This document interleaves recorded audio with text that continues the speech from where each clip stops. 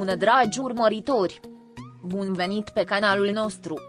Te afli la adresa potrivită, unde poți accesa instantaneu cele mai recente știri.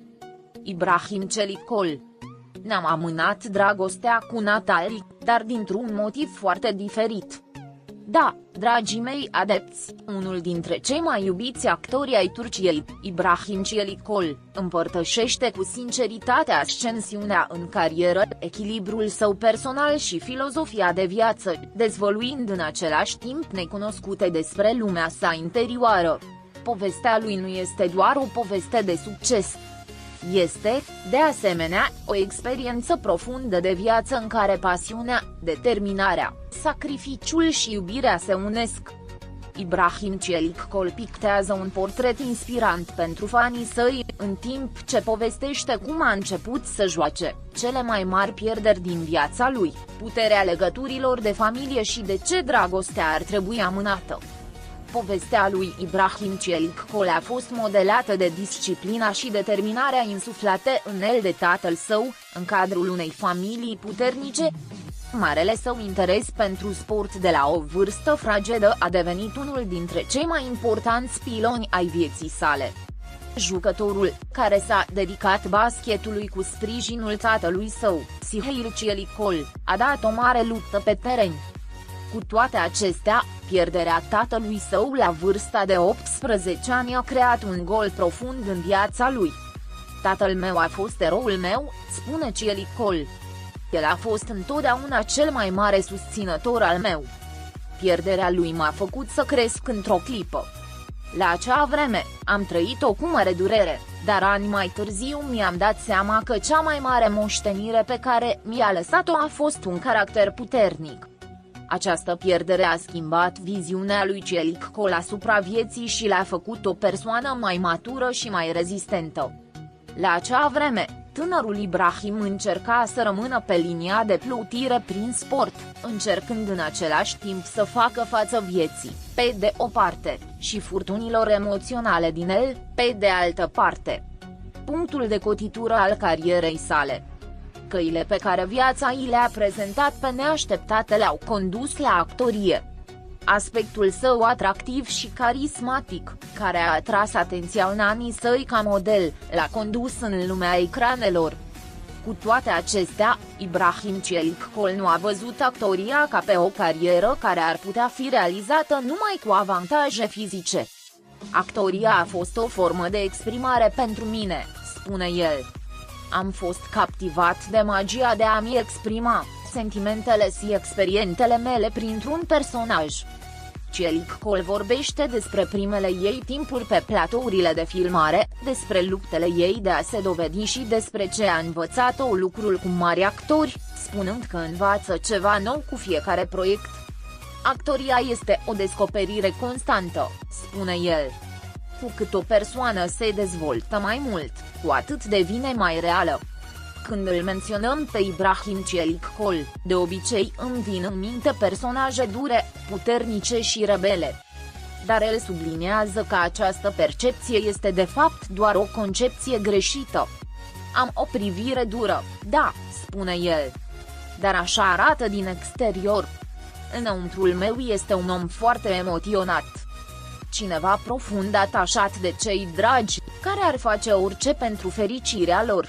Celicol, care spune că arată această latură a lui mai ales familiei și prietenilor apropiați, subliniază că unul dintre lucrurile pe care le prețuiește cel mai mult în viață este loialitatea și încrederea.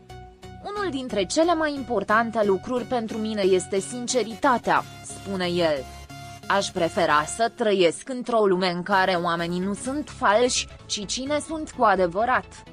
Timp pentru dragoste cu Natalie Arcan. În viața sa privată, el a văzut întotdeauna dragostea ca un element de echilibru. Dar uneori crede că până și dragostea ar trebui amânată.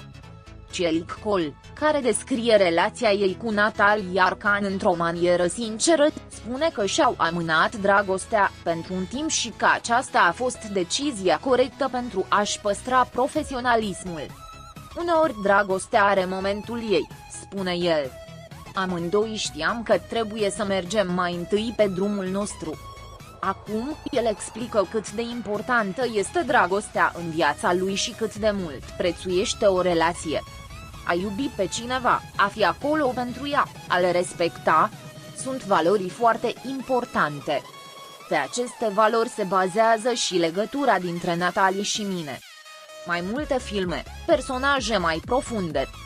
Dorind să-și ducă abilitățile de actor și mai departe, Ibrahim Celicol plănuiește să facă mai multe filme în viitor.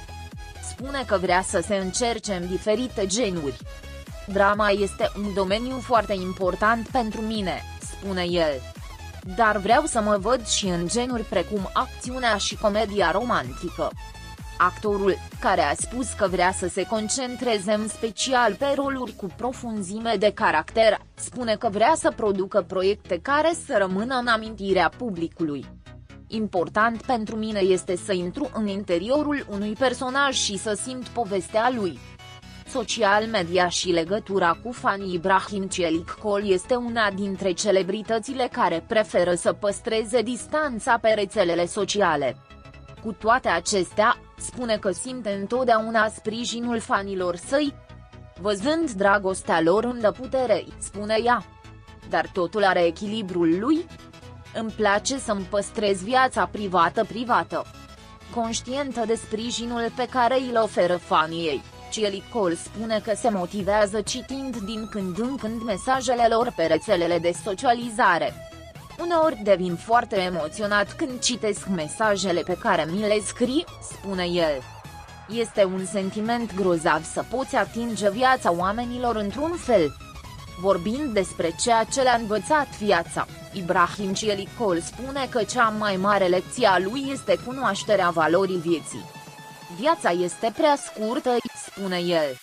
De aceea ar trebui să petrecem mai mult timp cu cei dragi, să muncim cu pasiune și să trăim fiecare moment la maximum. Declarând că tot ceea ce a trăit până acum le-a făcut persoana care este astăzi, actorul plănuiește să-și continue călătoria luând decizii mai conștiente în viitor. Viața este o călătorie, spune el. Și în această călătorie, iubirea, respectul și sinceritatea vor fi cea mai mare busolă a mea. Povestea lui Ibrahim Celicol nu este doar succesul unui actor, ci și o dovadă a modului în care o persoană poate crește prin călătoria lor interioară. Fanii săi îl iubesc nu numai ca actor talentat, ci și ca om cu profunzime emoțională, o perspectivă pozitivă asupra vieții și o apărare a adevăratelor valori. Și Celicol continuă să demonstreze că întotdeauna merită această dragoste.